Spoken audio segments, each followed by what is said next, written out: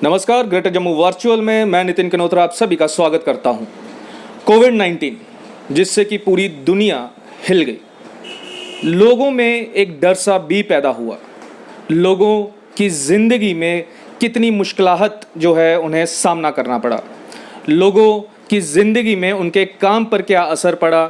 Corona की वजह से लोगों के जो फिगर्स थे, बीमारी थी, वो तो दिन ब दिन बढ़े ही, लोगों के डेथ टोल भी जो हैं वो बढ़े, लेकिन उसी के साथ साथ कोरोना की वजह से लोगों के काम पर, उनके बिजनेस पर कितना असर पड़ा, इसी पे आज हम चर्चा करेंगे। और इस समय मैं नानक नगर में हूँ और भारत टेंट हाउस जो कि जम्मू का जाना माना एक टेंट हाउस है और उसके जो ऑनर हैं पंकज जी, वो मौजूद हैं हमारे साथ बात करने के लिए। जानेंगे उनसे कि कितना असर रहा कोरोना का उनके काम पर। पंकज जी, ग्रेटर जम्मू वर्चुअल में आपका बहुत बहुत स्वागत है।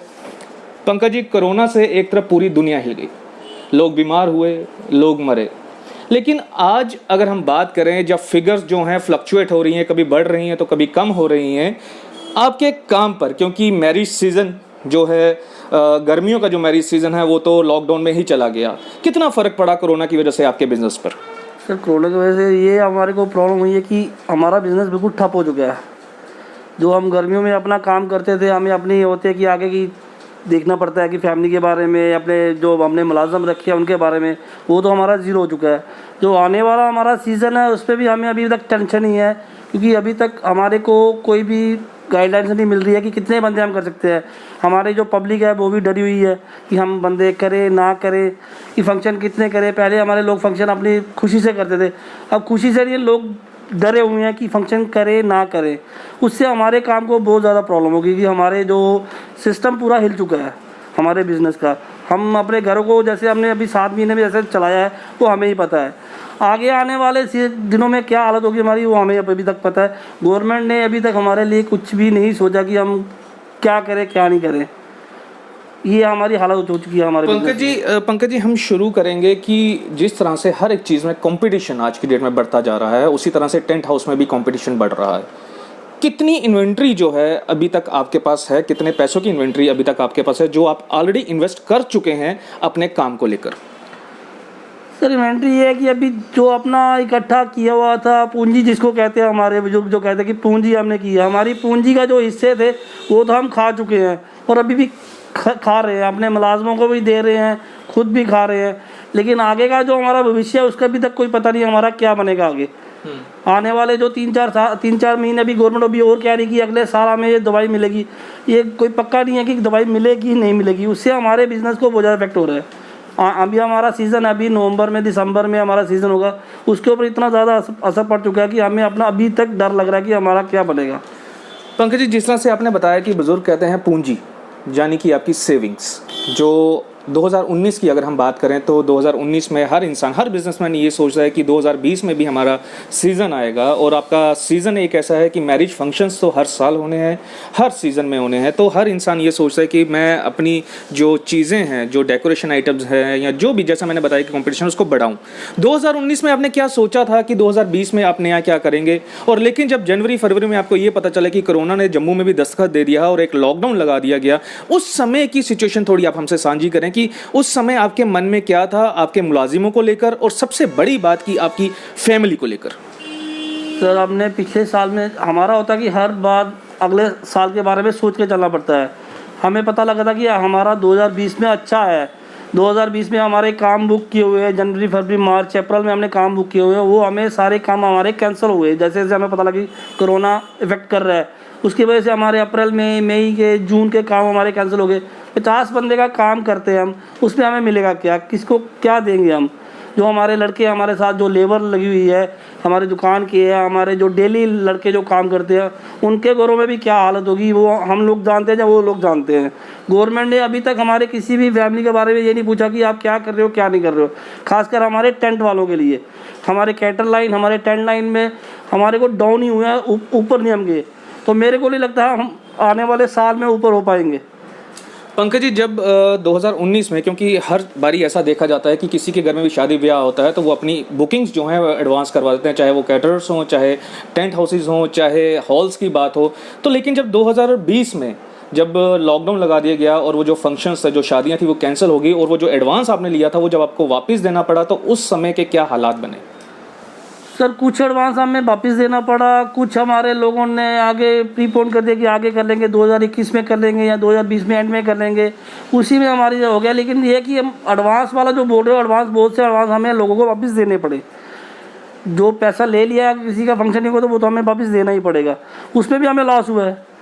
हमारे गवर्नमेंट काम होते थे, हमारे प्राइवेट अपना जितना भी हमारे 4 व्हीलर कंपनी है जितनी भी है यहाँ, उनके हम काम करते थे, हमारे सारे काम ठप हो चुके हैं। अभी गवर्नमेंट काम में हम चलो ज़्यादा नहीं बोलते, कुछ कमाई लेते थे, वो भी हमारे बंद हो चुके हैं। आने वाले मेरे को लगता है 6 महीने और भी गवर्नमेंट काम हमें कोई नहीं मिलेगा। पंकज जी, जिस तरह से गवर्नमेंट की एसओपीज आई, क्योंकि जब ये दस्तक जम्मू में कोरोना वायरस ने दिया तो एक फुल फ्लेज लॉकडाउन लगा दिया गया और उसमें जैसा कि आपने बताया कि आपको जो एडवांसेस थे वो वापस देने पड़े या प्रीपोन हो गए, पोस्टपोन हो गए। तो अब आज की तारीख में एसओपीज हैं कि अगर शादी किसी के घर में होती है, जहां आज से 1 साल पीछे अगर आप चले जाएं तो वहां पर हज़ारों की तादाद में लोग आते थे, गैदरिंग्स होती थी, लेकिन आज वही हज़ारों की गैदरिंग्स जो है हंड्रेड्स में, जहां 50, 100, 200, मैक्सिमम 250 बंदे की गैदरिंग हो रही है। तो उसे किस तरह से देखते हैं कि उसकी वजह से कितना जो असर है आपके काम पे पड़ा? सर उससे बहुत असर पड़ता है। हमारा काम जो पहले 400, 500, 1000 बंदे का होता था, वो हमारा काम पहुंच गया 100 से 150। अभी गाइड गवर्नमेंट ने निकाला कि 200 बंदा, 200 बंदे के लिए जगह भी चाहिए उसी हिसाब से, फिर हम 200 बंदे को बिठाए भी कहीं पे। अगर हमारे बैंकेट हॉल वाले करते हैं, हमारे भाई जो बैंकेट हॉल वाले हैं, उनको भी अगर ऑर्डर दिया गया है तो उनको भी एरिया के हिसाब से, कल को अगर कोई गैदरिंग ज़्यादा कर लेता है तभी भी हमारे लिए प्रॉब्लम है। ये नहीं कि हमारे लिए प्रॉब्लम नहीं होगी, हमारे लिए तब भी प्रॉब्लम करेगी। कोई पता नहीं किस टाइम पे हमारे पास ये आए लोग आ जाए और छापा मार दे, हाँ जी अगर कम भी होगा तब भी हमारे ऊपर हरासमेंट करेगी। गवर्नमेंट हमें किसी साइड पे जिले नहीं देगी। कल हमारे को गवर्नमेंट ने ऑर्डर दे दिया है कि आप 200 बंदा कर सकते हो, आप अपने एरिया के हिसाब से बंदा बढ़ा सकते हो, लेकिन हमारे लोग जो है अभी भी डरे हुए हैं, वो भी अपना फंक्शन नहीं बढ़ा रहे हैं, जिसकी वजह से हमारे घरों के फंक्शन कम हो गए हैं। जो आदमी आम तौर पर अपने घर में 4 से 5 फंक्शन करता था, वो 2 फंक्शनों पर आ गया। उससे हमारे को प्रॉब्लम हो रही है, हमारे फंक्शन कम हो गए, हमारी कमाई कम हो गई है। और आने वाले जो मेरे जो अपने बैंकेट वाले जितने भी हमारे भाई लोग हैं, इन सबको नुकसान हो रहा है कि 200 बंदे की गैदरिंग में वो क्या किसी से मांगेंगे और क्या लगाएंगे। पंकज जी, जब आपकी जेब में पैसे होते हैं तो आप अपनी फैमिली में भी खुश रहते हैं, क्योंकि उनकी भी काफ़ी सारी रिक्वायरमेंट्स रहती हैं, वो फुलफ़िल आप करते हैं, क्योंकि हेड ऑफ़ द फैमिली आप होते हैं। सुबह से लेकर शाम तक आप काम करते हैं और जेब में पैसा लेकर घर जाके जो घर की रिक्वायरमेंट्स है उन्हें फुलफ़िल करते हैं। लेकिन जब ये दौर आया जनवरी से लेकर आज तक, तो वो जो जेब में पैसे थे उनमें भी गिरावट आई होगी। तो किस तरह से देखते हैं कि वो जो रिक्वायरमेंट्स थी घर वालों की, वो तो कहीं ना कहीं कम नहीं हुई होंगी, लेकिन पैसे जेब में ज़रूर कम हो गए? सर पैसे बहुत कम हुए हैं, रिक्वायरमेंट वहीं की वहीं है, खाना पीना वहीं का वहीं है। बच्चों को मना कर नहीं सकते, अगर बच्चों को कपड़े डालने हैं वो तो डालने हैं। अभी सर्दी आ रही है, सर्दियों के लिए बच्चों ने कपड़े लेने हैं, ये तो बच्चों को बोल नहीं सकते कि नहीं होगा, कहीं से भी करना पड़ेगा हमें। जैसे अब बाप हूँ, बाप को करना पड़ेगा, अगर फैमिली का बड़ा मेंबर हूँ तो मेरे को तो सब कुछ करना पड़ेगा, कहीं से भी लेके देने पड़ेंगे। लेकिन हम लोग इस टाइम में इतना टाइट हो चुके हैं कि हम अपने बच्चों को भी समझा रहे हैं कि नहीं, थोड़ा सा टाइम को देख के चलना पड़ेगा हमें अभी, नहीं तो हम यही अपना 2019 पे या 2018 में हम अपने बच्चों को कुछ बोलते रहते, चलो ऊपर वाला दे रहा था उस हिसाब से चलते थे। आज की डेट में हमारा वो हिसाब है कि ऊपर वाला दे रहा है, लेकिन वो भी हमें भी तोड़ के दे रहा है, वो भी सोच के कि इनको दे ना दे। वही हम अपने बच्चों को समझाते हैं कि चलो यार अभी टाइम के हिसाब से हमें चलना पड़ेगा, हम भी चलेंगे आप भी चलो।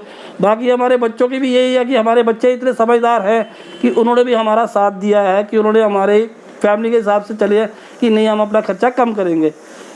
हम अपने बच्चों को बहुत इतना है कि हमारे बच्चों ने हमारे लिए सोचा इतना। बाकी हमारी गवर्नमेंट के लिए हम ये कहेंगे कि चलो हम कुछ नहीं तो हमारे लिए कुछ तो सोचो। पंकज जी, काफ़ी पेरेंट्स की ये शिकायतें आ रही हैं कि कई पेरेंट्स की नौकरियां चली गई, कईयों की कॉस्ट कटिंग्स हो गई, और स्कूल में जब बच्चे उनके जिन स्कूल में पढ़ते हैं वहाँ से फ़ोन आ रहे हैं उनकी फ़ीस जमा करवाने के लिए, लेकिन कहीं ना कहीं वो पेरेंट्स जो हैं वो सक्षम नहीं हैं फ़ीस सबमिट करने के लिए। कोई ऐसा कोई आपके साथ कुछ हुआ हो जो आप हमसे साझा करना चाहते हो?